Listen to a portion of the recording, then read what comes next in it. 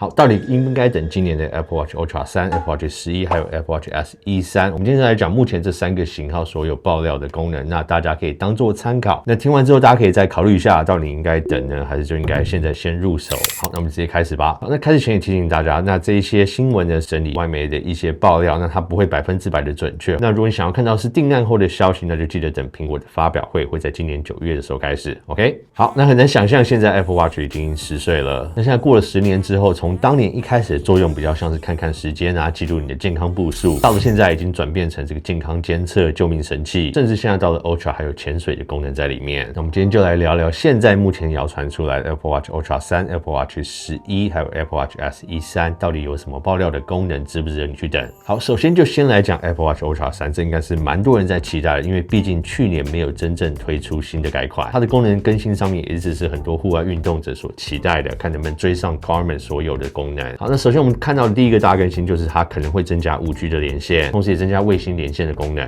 那在这边 5G 的部分呢，我们等一下在讲11的时候会再讲的稍微细一点。那我们先来说卫星连线的地方，那这个就有点像是苹果在 iPhone 14的时候推出来的这个紧急求救的功能。今天如果在电信商连线完全没有讯号的时候，你可以启动这个卫星功能，不管是发简讯或是拨出紧急电话。目前这个功能呢，在台湾是还没有开启，那在美国跟日本都可以使用。那我们先来讲一下这个功能，其实在手表上或许听起来会更加实用，因为 Apple Watch Ultra 系列本来它的定位就是给可能户外登山、户外运动啊、潜水的使用者嘛。那这种时候，这些人身上很有可能手机不会带在他随手可得的地方，那可能更尤其是潜水的用户，像是很多人在户外登山的时候，可能在一些紧急的状况下，你的包包掉了，或者是你手机没电没讯号，这种时候 Ultra 它的定位本来也是它的续航力会比手机稍微再好不少，所以如果在 Ultra 3上面支援这个卫星紧急求救的功能呢，我觉得它在这些情境上面使用的用处可能会比手机来得更广，因为它刚好是针对这些用户的需求。那当然这个功能对一般人而言可能不会去想到说到底用不用得到，那尤其在台湾的市场，这个功能目前也还是没有开启，但是对有需求的人啊，常在户外运动甚至到国外去登山的人，多了这个功能，我觉得还是有点有备无患的感觉。那下个部分就是比较基本的升级，他们说萤幕会再升级会更亮，然后它的更新率也会再高一点。Ultra 3可能会用上 LTPO3 的 OLED， 会比现在的亮度提升 40%。那在某些情况下，即使是在户外大太阳、阳光直射的情况下，你都还是可以看萤幕看得非常清楚。那更快的更新率这一点呢，我个人觉得不知道有没有这个必要，因为我们都知道它会更耗电。那平常在使用的情境下，好像也没有人会去抱怨说，手表上面的更新率不高，因为毕竟你也不会拿来玩什么手游。那其他部分呢，可能在它的充电速度会更提高，然后它的天线啊，在户外的收讯会更加稳定。那下一个功能他们提到的是新的健康功能，可能就会是血压侦测。那我们这边先讲清楚，这些血压侦测并不是像一般健康器材在你手腕上充气进行的血压侦测，会比较像现在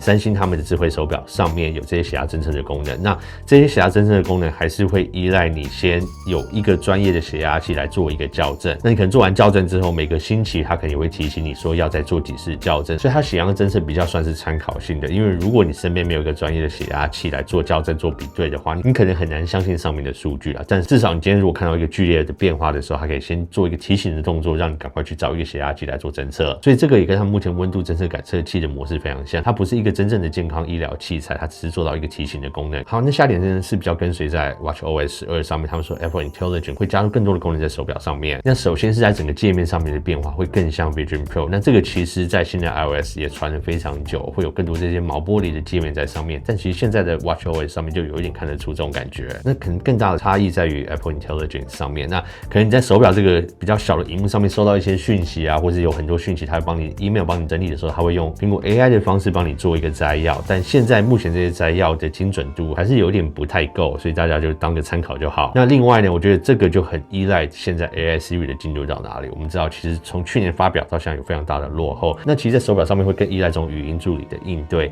因为其实你打字也不方便，那你在对话的时候，它能不能了解你的自然语言，不管是帮你去传这个讯息，或是理解你给它任务是什么，那 AI Siri 的功能性还有完成度在这上面都至关的重要。但这一点呢，我觉得它跟手机会比较绑在一起啦。如果手机的 iOS 上面的 AI Siri 达到可以释出的程度，我们才会在手表上面看到一样的功能。好，那下一个我们来讲，一般人可能比较多人关心的就是 Apple Watch 11代。那其实这一支应该是算大多数人会做的选择。那我们刚刚有提到嘛， 5G 会在 Ultra 3上面。那我们也说我们在讲这些手表的时候会比较讲多点细节。那他们说这个 5G 不是真的像我们手机上面的 5G， 所以它的耗电量需要做到比较多的控制。他们会使用的是 RedCap 的 5G， 那这个是专门为了穿戴式装置所设计的轻量级 5G。那它速度对比传统 5G 会稍微慢一点，那同同时也是为了省电，但是整体的表现呢也会比现在的 LTE 视觉还要稳，所以在可以得到更高传输量讯号的同时呢，又不会怕它太耗电。那另外呢，在晶片上的升级呢，这个也会在 Ultra 3跟 Apple Watch 11上面一起看到。那他们就说 S11的晶片同样最大的诉求也是更省电，体积更小，那让内部腾出来的空间可以放进更大的电池。但是整体来讲呢，苹果过往的网力都是让它增加功能，然后维持大约18小时的续航。那这边讲18小时是说，如果你今天在开启 LTE 或是5G 通讯的情况下，那如果你今天依赖是跟手机做连线的状况下，它可以再稍微久一点。那刚提到在 Ultra 3上面血压侦测功能呢，也会下放到 Apple Watch 11代。那讲到健康侦测功能，很多人就在问啊，在美国先前有变掉的这个血氧功能啊，那在我们以前也有做一支影片啊，分析说苹果本来要跟一个公司去买他们这些健康侦测的专利。那谈判的过程谈之后，苹果就慢慢就不谈了，就后来被这间公司发现苹果挖走他们很多重要的技术人员，那之后就把这些技术放在他们自己手表上面。那他们当然提起了专利官司的诉讼。那也因为这样，在苹果手表上面，至少在美国本地里面，有非常多的健康侦测功能还暂时不能使用。因为在这些健康侦测功能里面，有一些部分它的专利会慢慢到期。但是如果说他们这个侦测器是跟这间公司一样，然后把很多这种健康侦测绑在一个装置上面，那这种时候如果苹果没有这个技术或是能力去做这些侦测器的拆分的话，那要么就全开，要么就全部不能使用。所以如果在现在的状况，苹果没有跟他们达成一个协议的话，那可能最晚也要到2028年这些专利才会过期。那如果你是在美国本地的用户的话，可能就要先注意这一点。好，那下一个就是很多人在询问，就是 Apple Watch SE 的第3代。那因为现在在 iPhone 上面的命名 SE 这个系列已经完全移除，他们改成用16E 取代，所以这边大家就在讨论说，会不会有可能其实在 Apple Watch 11代上面，他们就改为出一个 Apple Watch 11E， 那会不会它的上市期间呢，也会追随先前 iPhone 16E 的这种方式？那这个目前因为产品定位的关系啦，我们觉得可能还是会在9月的时候上市。那我们就先简称它为 Apple Watch SE 3。那这个产品呢，一直是在美国很多家长买给他们学生族群啊、小孩子族群来使用的第一款 Apple Watch。先前有传闻说它的外壳的材质可能会改为塑胶。那现在目前最新的消息是说，苹果已经终止这个计划，因为他们其实是在考虑塑胶材质在试产的阶段上，他们发现整个成本用下来好像没有比铝合金低多少，但是在它整体手表的质感上面，非常容易的可以感觉出来它的差异。所以如果最终的目的是为了压低成本，让更多人可以买得起，但是如果在苹果制造端的成本压不下来的话，那是不是还是直接用铝合金就好？所以算是好消息啊，这个外形可能是维持铝合金的机身，但是它萤幕边框会变得更窄，所以会比较类似当年 Apple Watch 第7代一样的萤幕尺寸跟萤幕占比，看起来不至于太旧，但也不会去威胁到他们主力的新机种。那下一个是蛮让人兴奋的功能，他们说这个代表说它的水显萤幕可能终于会在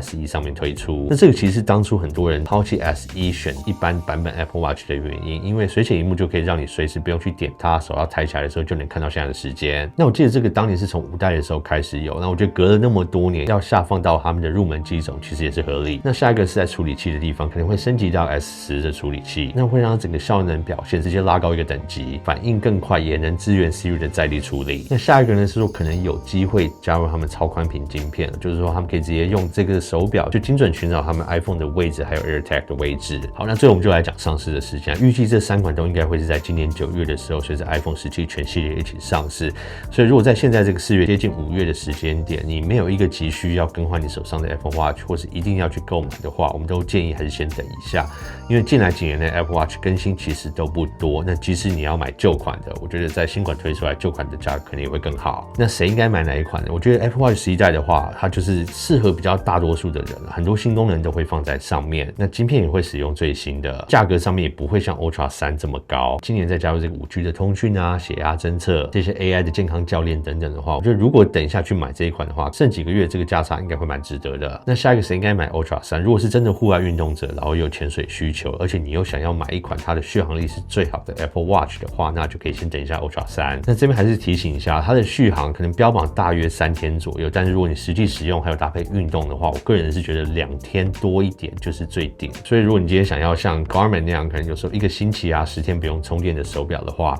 我个人觉得至少在 Ultra 3上面，苹果应该还办不到这一点。那下一个 SE 3适合谁呢？我觉得就是预算有限，你真的需要的只是一些基本健康侦测的功能啊，或者一些提醒啊、通话，你不想要随时都要把你手机拿出来看一些简单的讯息跟通知。这一次如果它的升级真的有给你到水显萤幕的话，我觉得它整体的使用体验会跟一般版本的接近不少， CP 值还是算很高，但是还是要注意一下这些新的健康侦测功能，他们都通常在 SE 系列上面会拔掉。OK， 那最后大家有什么想法或想分享？你们觉得今年应该等，或者期不期待今年新的 Apple Watch 的全全部表款的话，都可以在下面留言。那今天影片就到这边，我是冰点，我们下次见，拜。